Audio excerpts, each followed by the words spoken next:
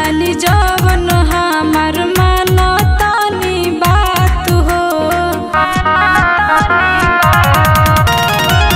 बीतल बरसात पिया आइल नवरात हो। कहतानी जवन हमार मानतानी बात हो। तो संगे चलब हम, तो संगे चलब हम जहाना गंज बाजारी जी। बात जनी टारी राजा जी। तो संगे चलब हम जहाना गंज बाजारी जी। बात जनी टारी राजा जी।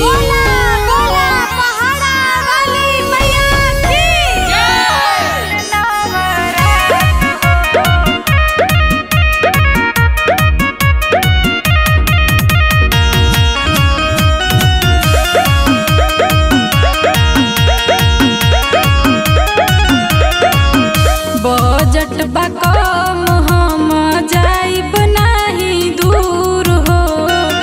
आजमगढ़ का मेला पिया होला मशहूर हो।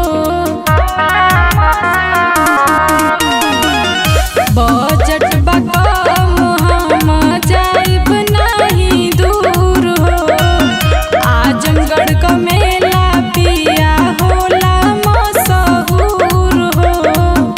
तो दर्शन करेला सब, तो दर्शन करेला सब भीड़ होला भारी जी। बात जानी टारी राजा जी। तो संगे चलब हम जहाना गंज बाजारी जी। बात जानी टारी राजा जी।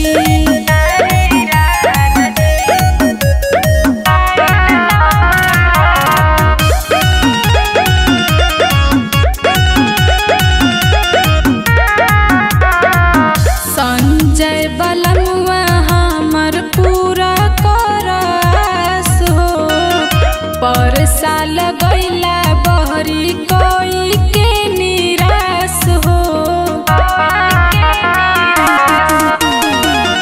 संजय बलमुआ हमर पूरा करस हो। पर साल